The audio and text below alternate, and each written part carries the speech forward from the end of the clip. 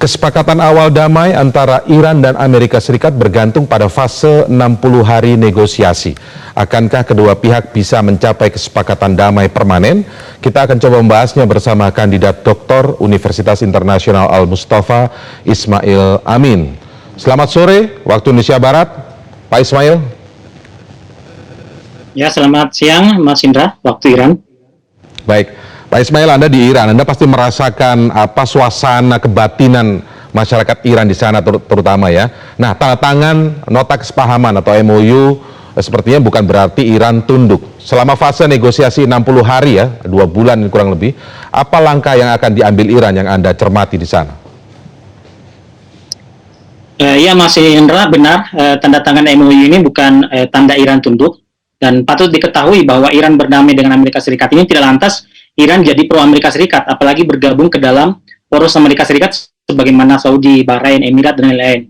Juga tidak lantas Iran jadi membuka hubungan diplomatik dengan Amerika Serikat. Bagi Iran, Amerika Serikat itu ya tetap setan besar. Perspektif ini tidak akan bergeser sebelum Amerika Serikat melepaskan dukungannya secara total ke rezim Zionis. Jadi MOU yang dibuat ini hanya buat perjanjian keduanya tidak akan saling serang, itu saja. Amerika Serikat mengajukan syaratnya, Iran mengajukan syaratnya, selesai. Jadi orang-orang yang menggambarkan Iran tidak lagi anti Amerika Serikat dan anti Zionis dengan perdamaian ini ya salah besar. Ada 3 tuntutan Israel yang dititip melalui perundingan ini, yang itu ditolak oleh Iran. Pertama, Iran harus menghentikan produksi rudal. Kedua, Iran harus membatasi jarak jangkau rudalnya. Dan ketiga, Iran menghentikan dukungan pada kelompok perlawanan. Ketiganya ditolak mentah-mentah oleh Iran. Iran bilang, mending tidak usah berdamai jika 3 tuntutan Israel ini harus mereka penuhi. Jadi dalam narasi resminya Iran, MOU ini bukan ketundukan atau pilihan terpaksa, melainkan memang dipahami sebagai fase uji komitmen.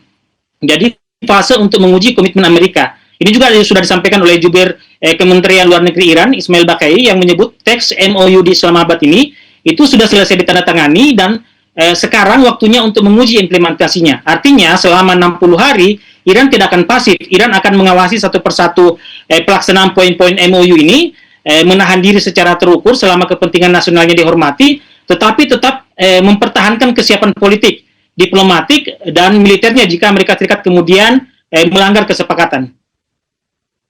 Benar sekali nih Mas Ismail, ini perasaan apa namanya tadi, bahasa yang tepat adalah fase uji komitmen ya. Jadi bukan ketundukan tapi uji komitmen, bisa komit nggak nih kira-kira Amerika begitu ya. Nah tapi kalau melihat apa ya, pernyataan sebelumnya dari Menteri Abbas Araghchi ya, yang mengatakan bahwa kami sudah seringkali berada pada fase-fase kesepakatan tapi dikhianati dan berulang. Nah kita lihat saja ke depan, itu pernah disampaikan oleh Abbas Araghchi bahkan sebelum penandatanganan MOU ini dilakukan. Nah poin saya ingin bertanya tentang begini, ketika tadi Iran menunggu komitmen dia putus total dengan Israel atau Zionis Israel begitu ya, Amerika putus dengan Zionis Israel. Tapi pernyataan-pernyataan seperti tadi oleh J.D. Vance yang mengatakan bahwa Israel selama ini pembiayaan militermu itu dari pajak Amerika Serikat.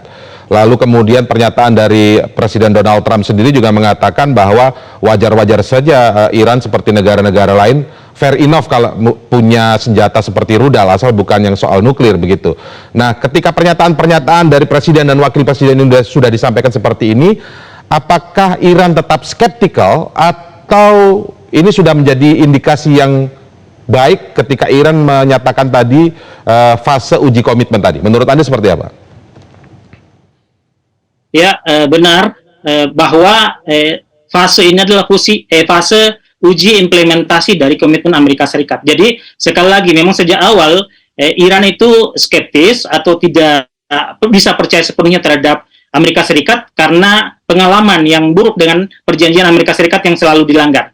Nah di sini kemudian jika Amerika Serikat, Iran menegaskan bahwa jika Amerika Serikat tidak memenuhi poin MOU ini, Iran akan menganggap bahwa MOU ini gugur secara politik dan moral. Jadi langkah Iran untuk menghadapi ini atau menanggapi ini itu berupa penghentian negosiasi lanjutan karena ini adalah tahap awal negosiasi.